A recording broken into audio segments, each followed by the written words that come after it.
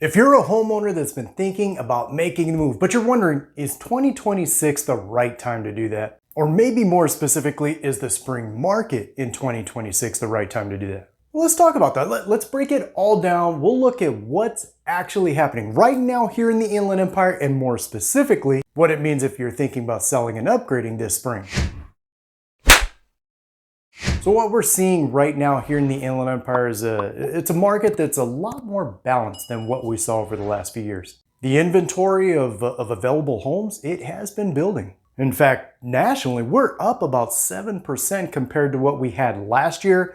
And locally here in Southern California, some areas are seeing double-digit increases in available homes. In other words, buyers have more options today. Now, nationally, we have just about a 6-month supply of homes. Here locally, though, we're just a hair under that, which puts us more in line with what we call a balanced market. This measurement, the number of months of supply, it simply means this: if no new homes were to come onto the market for sale, that just means that's how long it would take us to sell all the homes that are currently for sale, again, without nothing new hitting the market. What does all that mean though? Well, I mean, first of all, homes are still selling, but here's the thing: they're not simply selling just because they're available, because they're up for sale like we were seeing a few years ago. No, today you do need to be priced right.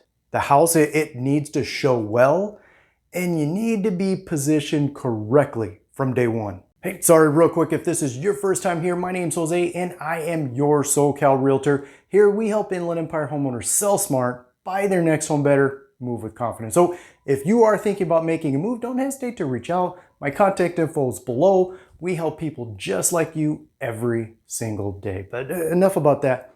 Let's go ahead and get back to the video. Question I do get periodically is, Jose, what's causing the market to behave like this right now? Well, big part of it comes down to interest rates and affordability. As of the recording of this video, mortgage rates, they're hovering right around the mid 6% range, which is certainly higher than what we were seeing a few years back, but definitely better than the 7+% interest range we were seeing just last year. But because of that, today we are finding buyers to be a little more cautious. They're taking their time, they're comparing options, and they're negotiating more. In fact, nationally, homes, they're taking about a week longer to go into escrow than they were just this time last year. But here's the part that's easy to miss. Even with that slowdown, home prices, they more than remain strong, certainly stronger than some people were expecting. I mean, there hasn't been a crash, not even close to a crash. And as of today, there's still no crash in the forecast. However, here's where I think a lot of homeowners are getting mixed signals. You very likely have been hearing reports about how foreclosures, they're ticking up. And technically, that is true. Foreclosures have been slightly increasing over the past few years. But when we zoom out, they're still slightly below where we were just before 2020. And nowhere close to where we were back in the period between 2008 and 2010. That's the part that doesn't always get talked about. So yes, foreclosures, they are up, but nowhere near enough to affect home prices. Certainly not like what we were seeing back in 2008. What does all that mean though if you have been thinking about making a move? Here's how I'd be looking at this, because if you already own a home and you're thinking about making a move, it's not just about what can I get for the sale of my house? Yes, that certainly is an important part of it, but it really is more about the gap between what you sell and what you buy. Let's say you're in a $600,000 home today and you're looking to move up into something bigger or newer or whatever, but it's going to be about $800,000 for that home. Well, if prices continue to move up over time, that gap between those two homes, it could end up actually getting bigger, because today homes are growing at an average of about 2% per year, which means your $600,000 home would be worth about $612,000 1 year from today.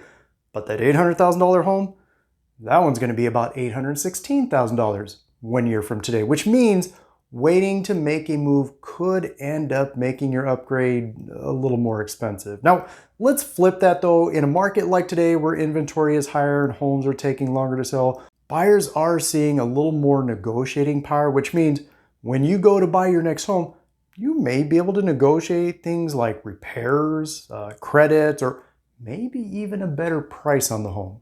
Something that was much more difficult to do just a couple of years ago. Also, we're still seeing many home builders across the Inland Empire offer different incentives to home buyers. They're offering things like rate buy downs, closing cost help, credits that can be used toward different upgrades to the home. However, they're not doing it because the market's crashing. Most builders, they've been doing this for years. In fact, builders, they typically offer these kind of incentives. Just it's a sales perk. It's to ensure that buyers continue to come in the front door and their homes are selling at a healthy pace. But instead of lowering the sales price with a rate buy down, builders, they may actually be helping to lower the monthly payment. If you have a house and you're planning to sell in order to move up, this is probably one of the few ways that you can be able to do that, to be able to buy a bigger home or a newer home and keep your monthly payment about the same as what you had, maybe even a little bit lower than that, even at today's mortgage rates. So if this is you, if you're thinking about making a move this spring or this year, here's how I'd be looking at it. Not how do I sell at the absolute top, but instead, how do I make this move in a way that puts me in an overall better position? Listen, I've helped a number of homeowners do just this, sell their current house, find their next home, their forever home. So if that is you, my contact information is below. Feel free to reach out. But before you do anything, the biggest mistake I do see a number of homeowners make is finding what they believe to be the perfect home, only to realize after they moved in, it wasn't the right move at all. So be sure to catch this video next, where I take a deep dive into covering everything that should be considered, everything that you should be thinking about before making a move. This way you don't end up regretting your next move. So we'll catch you on the next one.